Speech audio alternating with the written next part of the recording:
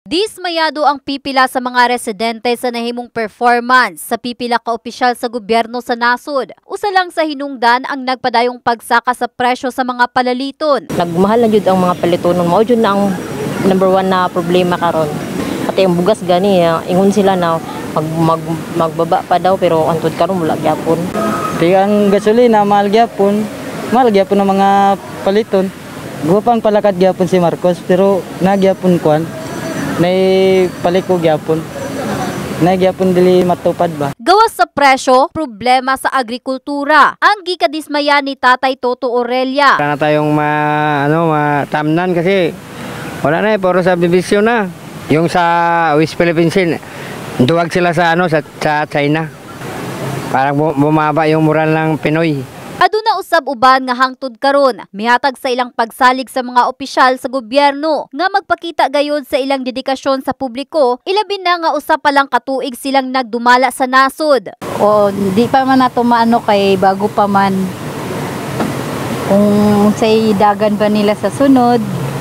Pero okay man, tanawon sa unsay dagan pa nila. Ang problema lang, habang tumatagal, tumataas ang presyo ng bigas. So kung bagas parang nawala niya magkapinis na boto sa presidente ba? Dapat sana, kung ano sinasabi niya, gawin niya. Sa aking opinion ko lang kasi, wala na tayong magagawa eh. Nandiyan na yan eh. Kaya kung baga magsikap na tayo. Dugang pa ni Rolly, dili tanan, gikinahanglan isalig sa mga opisyal kung unsa man ang problema sa nasod. May habang buhay may pag-asa pa tayo eh. Kaya masikap na tayo, hindi tayo masanay yung mga pangako nila, walang mangyayari. Base sa gipagawas nga 2023 third quarter survey sa Publicas Asia, miubos ang trust ug approval rating ni Presidenteng Ferdinand Marcos ug Vice President Sara Duterte. Sa datos gikan sa 62% approval rating ni Presidente sa ikaduhang quarter sa tuig, anaa na lang kini sa 55%. Gikan usab sa 54% nga trust rating sa second quarter, karon anaa na lang sa 47%. Samtang ang approval rating ni Vice President Sara Duterte asa gikan sa 67% sa second quarter, mius-us ngadto sa 62% sa third quarter. Samtang ang iyang trust rating mius-us gikan sa 61 ngadto sa 55%. Gawas ni ini aduna pay ubang mga dagkong opisyal sa nasod ang apektado usab ang ilang approval ug trust rating. Lakip si Senate President Juan Miguel Zubiri nga gikan sa 49% sa second quarter, karon anaa na lang sa 43%.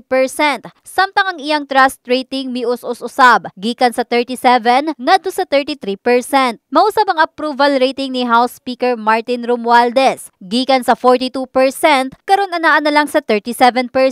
Samtang sa iyang trust rating mius-us gikan sa 32% karon anaa na lang sa 29%.